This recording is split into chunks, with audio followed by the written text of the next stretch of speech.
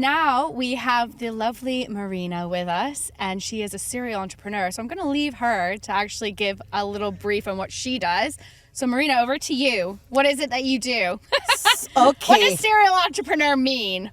Okay, serial entrepreneur means having multiple businesses. Okay, that's a nice answer. Now what do you actually do? And I literally do have multiple businesses. So you already know about the podcast studio, Procast. We have to thank her for this beautiful setup today Thank outside you. here in Lewali. I think it has been a beautiful collaboration between you, me, Mint Market, Carmen from Crew, Exactly. and the amazing team. So I think and Arabian Adventures also for letting Arabian us Adventure as arrange well. this for us out here. So that's amazing as well. Thank you Yeah. for that. Yeah, and the hot fire. And this beautiful fire, Yeah. exactly, which is my new hot seat thing. I'm going to start putting it under people's seats, I think. Yup. So, in short, Podcast Studio has been one of my recent new business, but my entire journey starts from real estate. I've been a commercial real estate person, and from then on, I've started my own business centers, and I have around 5 of them across Dubai. So, that's about it. So when did you start your businesses then? My business is a COVID baby. I love it. Yeah, So were you in real estate before that then? Yes. Okay. I think the moment I landed in Dubai, the first job that I got is in a real estate firm. Right. I started as an admin support for the real estate company. From there on, grew interest and sorry. started doing some sales. Tried becoming a real estate agent, failed miserably, and then learned the lesson and moved on. I love that. I Yeah. love that. And so then you moved on to your next project would be... So before starting my own business center, I did manage few business centers for other people. And that's where I came to know like, this is my calling and I think I can do it and I am ready for it. Just we needed the funds to be arranged. I mean... And COVID made a lot of things possible for us. That's amazing. I think COVID has been blessing in disguise and it changed the entire game for me. I think that's the thing. Like, people look at COVID, obviously, it was a really hard time for a lot of people. Yeah. And it was something that, obviously, you know, it was a hard time for people. But at the same time, I think also there was a lot of opportunity that came out of COVID, especially here in the UAE. Yeah. I think also, you know, as the government, as they have done over the past few weeks as well for us, like they really do hold a way of, you know, bouncing back very quickly and making sure that, you know, and kind of supporting their people. But I think a lot of entrepreneurs came from COVID because a lot of people lost their jobs or were made redundant or, you know, were put on part-time. So what was it like then for you when you kind of, you know, COVID hit, you're doing this, what, like you decided to start doing this, and then how did that feel? So my business started just a little bit before COVID, December 2019, and you know, I made a lot of choices back then and said it is time for me to start my own. Stuck to it. When March hit and everything was locked down, I was literally Netflixing all the time, watching Instagram stories and chilling, because before that 6 to 7 years of my life I've really not taken a vacation or like, you know, a real one. I hear you. So I was really chilling. But back in June, when government did change few policies, like, you know, right now trade licenses, you can get a 50% discount on renewing them. And back then also there were a lot of facilities that has been given for visas and things like that. And that's where things clicked for me. And June of 2020 has been the month where things changed for me. Market started to pick up for me. And from there, no looking back. From there, I have been only going and making all the moves. I love it. And I think that's the thing. It's like taking the leap is one of the first things that you have to do in order to have that, you know, because as also Sally said and what Carmen said, there's risks that are involved, right? And that's the thing, like you have to want to be able to take that risk. But the reward is also so much stronger than anything you can get from an employer. But taking that first step is terrifying. And I think everyone can say that if you're a startup founder. I think before starting my own business, I literally contemplated for 2 whole years. Like, I used to discuss this idea. I want to start my own. I think I can do it. Should I do this? Should I do that? And a lot of those questions were going on in my head. And am I ready for it? Because I tried becoming a real estate agent, which is equivalent to being a solo entrepreneur, and failed at it miserably. So, but still having that faith and took a little bit of courage, and this time it really worked out. Yeah, no, I agree with you, because like for me with Knick-Knack PR, like I've been in PR for over a decade, and I was in another agency, and I was like, I really wanted to start my own thing, but I didn't know how. But I set up my website, I had my email address, everything, and I just never did anything. For 2 years, I did nothing, because I literally was like, I'm terrified. Of doing it, or like it's not the right time or whatever. So I was in like one agency, and I was like, I set everything up, and I was like, I'll wait a bit. Yeah. And then the second agency, and then I moved to another agency, and I'm going to give you an exclusive, because not many people know this story about how I started Knick-Knack PR, and it's actually not a nice story. But anyways, it's one of those things. What happened was I was in an agency, and I was working. I'd gone from one agency to another. I'd taken a pay cut, and I was, needing to make more money. So naughtily of me, I did start doing freelancing on the side. Okay. Which I obviously shouldn't have done. And my employer found out. And little to say, I didn't have a job very soon after that.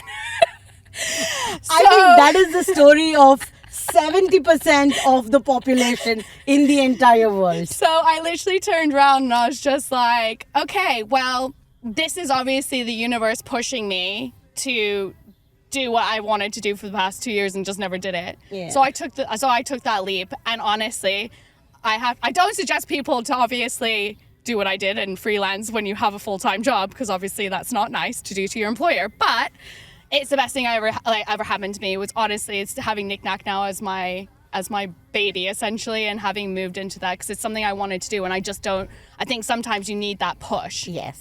And I think you got it. And I got that push. You got it in a more dramatic way. Hey, that's my life. I can't do things in halves, apparently. But okay, so now my question to you is, you started the agency, but once you were out of it. Why are you asking me questions now? I'm the host. Because I would love to know. And what was the first move that you did after you started your agency? So the first move I did when I started Knick-Knack was network, essentially. It was, and contacting my network of people that I knew. So I'd been a part of a few different agencies. I reached out to them and said to them, like, look, I've gone freelance. I've started my own thing. Like, I'd love to meet for a coffee. As Carmen said, everyone loves to meet for a coffee. I was one of those people. But, I mean, I had really great relationships with a lot of people, a lot of founders as well from other agencies. That really took the time to meet with me and talk to me about how they started their own agencies as well. And I think it's one of those things where I actually felt really surprised at how collaborative people actually work. Because I always felt, and I think other people in previous agencies will know, like, I was extremely ambitious. And when it came to when I was in other agencies, I was literally like, I'm going to the top. Like, I wouldn't tread on anybody or throw anyone under the bus, but I was getting there. Like, I was like, I'm going for this, and this is what I'm doing. So I was really thinking, like, other people would be maybe like not so like receptive, like another agency starting, maybe she's going to take clients. I thought people would kind of think of me like that, but actually a lot of these women, which I'm so, like proud to be a part of these networks as well, that these women were so open to supporting me and helping me out. So I think that's the one thing, though. I would say if you're literally, when you start out on your own, like, your network is gold. And that's where you're going to find your clients. That's where you're going to find people that are going to support you. And that's what you need, like, especially when you first start out. Yeah. And I think your first client becomes the special client. Yes, because for sure. that first guy really teaches us what the project is going to be like. And I'm going to say also, like, I think the one thing that we really do, we always think like, oh, I don't want to bug my friends. I don't want to bug my people I know about my business. No, bug your friends. Tell them, I've started a new business and you got to support me. Because that's the only fair thing to do. Because, like, at the end of the day, they can help you get new clients. And I'm not going to lie, one of my best friends, she actually was someone who got me my first client. And I was literally like so thankful to her, and she had no idea, obviously. Like, honestly, when I got, lost my job, I didn't tell anyone. I didn't tell anyone for a good year, like 6 months to a year. I didn't want anyone to know. It was shameful to me that I'd lost my job, essentially. So she had no idea. She just thought I'd gone off freelancing. And so she decided to help me. So I was very lucky to have that. But again, it's like only because I said I'm doing this.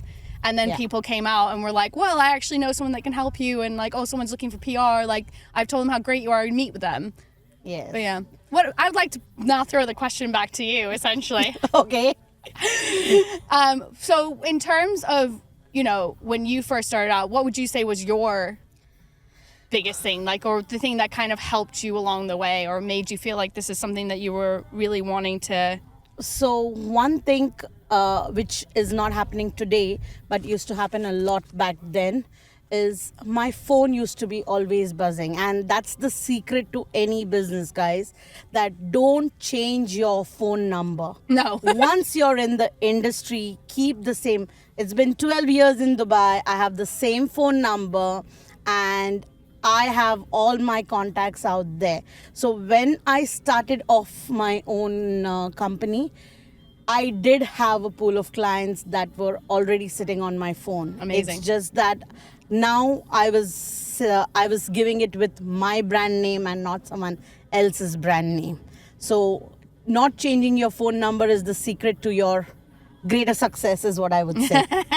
I love that. So obviously, in terms of, you've done a few different businesses, Carmen's done a few different businesses. So what kind of stage would you say your businesses are at this point? I would say I'm a mid-level business because year one for me with my business centers go with different names for legal purposes and partnership purposes. But year one, I started off with my first business center where we have 100 office spaces. And to rent those 100 office spaces, I think we took a year and a half with a team of 4 amazing people. Yeah. But once that was done for us, we had reached a point where rather than taking the money and spending the money and living the life, I chose to multiply and invest back in the business. So that is something that we have done. And with time, we have 5 business centers. And 2024 is when we started Procast Studio. And that's the time I did the pivot, saying that now I have my existing tenants. I have a ongoing footfall. It's difficult to maintain one more project and then again deal with the entire situation. How can I bring more footfall to the premises? So Procast is in the initial stage. Business Center is in the mid stage. Right. I'm starting off my operations in India because last 45 days I've been in India and there's a lot of properties that got handed over there. Right. And India market looks to be promising as well, which I did not think of going before this. I love it. I think it's like pivoting and finding new avenues in order to be able to support your dreams and the different businesses that you have. So with one being a mid-scale, what lessons are you taking from the mid-scale to your new start with Procast? Like, what are like some of the lessons that you're bringing over from both? Hire your admin. That is something I didn't learn in 2019. I was sitting there doing sales, accounting, invoicing, sending documents, and it became stressful. And you are still doing that. Hire your person. I think I heard Sally saying the same thing. I think hiring your 8 team members, hiring your admin people is the first thing. Because, with people, what happens, you try. Some people work out, some people don't. So it takes the person to adjust with you. You have to adjust with them. It takes some time. Yeah. So hiring your person is very important. We're getting all the animals today. We've got camels, we've got cats. Hello. Yeah. I think that's a question I'd like to also touch on, because I think for some that are scaling or looking to hire their first person or whatever, I think that's one question that I'd love to ask you as well. what qualities or what do you look for in hiring people, or what should people be looking for, or how do you know, let's start with actually, how do you know when you're ready to hire someone? You should be ready to hire the day you're thinking of starting your business. Right. You have to have a budget for it. Okay. Otherwise, And don't that's the start the admin business. person. That's what you're saying. That's what I would say. Like, Okay. if I have to start something today, I will make sure I have a budget for hiring a person who's going to take care of it. Yeah. And second thing is, what qualities? Yes, that person should be someone who is good at speaking, communicating. That person should be very good at sending your WhatsApp messages, your checking your emails, because those are the things you don't want to do after a certain time, right? So that person should be good at all of those kind of things. And it's always a hit and miss, because over time you develop trust, you develop the comfortability with that person. So you never know. Sometimes you might be lucky. Like, I was very lucky when I got my first admin, Jonaline, and that was one person really helped me to scale my business back then. I'm very lucky with Twiga as well, with Procast. Shout out. Yeah. So sometimes you do and sometimes you not. Like, I was not lucky with an accountant. Right. I've been like, chasing out accountants time and again, and Since day only one. only time tells me when I'm going to get the right one. Yeah. Inshallah. Yeah. All right. Well, I think that's like really good advice, because I think like sometimes when you're looking, like, because people want to hire, like, I mean, I'm not going to lie. As I said, I'm covering my face, like, because I have 2 employees at the minute. So don't get me wrong. I have hired, but they don't do the admin tasks. Like, I'm still doing the admin tasks of, finance, and I've got everything on an Excel sheet. I mean, it's one of those things where it's like, I'm extremely organized. But, I do agree with you. I think there's a necessity of handing that admin over to somebody else to do that, because then it frees up a bit more time for you to be able to do the things that actually do grow your business, which is business development and networking and going out. Because I think it's one of those things where nobody sells your business like you do, right? Yep. Like you're it's your baby, so you know it more than anybody else. So it's about knowing that. I want to add a little bit more. As a founder, I think these are 2 things we should always take care of: is meet new people, work on our sales skills, because that's what made us founders, right? 100%. And second is taking care of your finances. Yeah. These are 2 things that as founders we should take care of. 100%. And everything else needs to be given to someone else. I 100% agree with you, because honestly, it's one of those things. One, it's funny because I actually have always been told, like, throughout my career that I'd be really good in sales, and I was like, no, I hate sales. But now technically I kind of am doing it in order to sell my business, in order to get clients, right? I don't feel like it's sales though, because I'm providing a service. It's different. But yeah, I think, and the finance thing, because like that's the one thing also, is making sure that you can pay your employees. That's such an important element. I know that there's some businesses out there that have, refuse to pay people, and I'm like, you know what, like, I always think karma will get them, but I'm like, it's still one of those things where you're like, you need to make sure you can pay your people. Like, no one does work for free, and you shouldn't expect them to. Yes. Adds another thing that I want to add on to: don't try to become an entrepreneur just because it's fancy. It's cool. Yeah. Yeah. You're It's going to hard. get freedom of time. You're going to get freedom of money. That should not be the reason why you become an entrepreneur. Yeah. You should sit with your business model. You should sit with your finances and see what the calling really is. 100%. And if you feel like, yes, this is my calling, then go for it. Yeah, because like being an entrepreneur is not easy, and it's not for everybody. You need a thick skin. People are going to say no to you. People are going to, and also again, it's like, you have, some months are better than others. Some you get no money. Sometimes you get lots of money. You know, sometimes you lose a lot of money. Sometimes you lose a lot of money. It's a roller coaster. It's a lot of fun to have. Essentially, it's a fun roller coaster, but it's a roller coaster. So definitely, you've got to make sure that you're in it for the right reasons. Because if you're not, it's not going to be a fun ride for you. Yep, absolutely. I think also then moving on to the next question, what do you think is some overrated advice that founders are given? Overrated advice? Yes. Tell me, what do you think? Okay. I think this is something a lot of coaches do give us advices. Okay. And there's many coaches out there. Yes. I don't want to offend them, but those are the advice I get. keep your 1 year money of backup, keep your 6 months money as your backup. Right. Yes, it is needed, and time like today really proves it that you need it. Yeah. But in practicality, is it happening? No. Not really, right? Especially if you're a startup. If you've just started out, like if you're not how are you going to have 6 months of revenue in your bank account? You're not. Like, it's unrealistic. And keeping 6 months of bank account, your money frozen in your bank account, you're not allowing your business to grow as well. This is solely my opinion. Solely your opinion. This is all solely our opinions, by the way. Yes. So that is, I think, that is the overrated advice I always get. And I'm like, okay, I will listen to it. And it's not that I will not take care of my finances. I will. But it might not be the months that you say. Yeah. And I think that's the thing. I think it's about having a cushion. Yeah. But it doesn't have to necessarily be the year or 6 months cushion. Like, but just know that you're able to, and also checking your pipeline. Always. That's the main thing. I think it's not necessarily about having the amount of money in your account, just knowing what your pipeline looks like. And if over the year it looks like you're going to be able to pay your staff and do all that stuff, then you're in a pretty good position as long as you have a bit of a cushion. Second thing, I would say. You tell me what you think. It's not about sales. No. It's about getting your money on time. Yes, that right? too.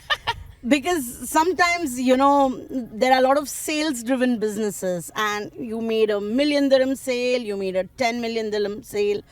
Great, fantastic. How much did you get today? Yeah.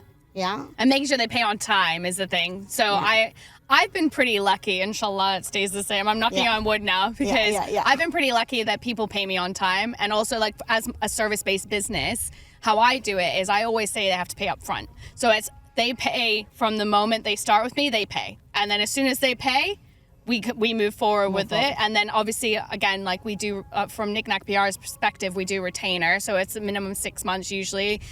For now, we might move that into a year retainer. But it's one of those things where it's like everyone has to pay by the first of that month moving forward. And that's just how we work as an agency. But when you were starting off, was it the same for you? Yes, always. Yeah? I always did that. And I think it's because I was like, I've heard the horror stories.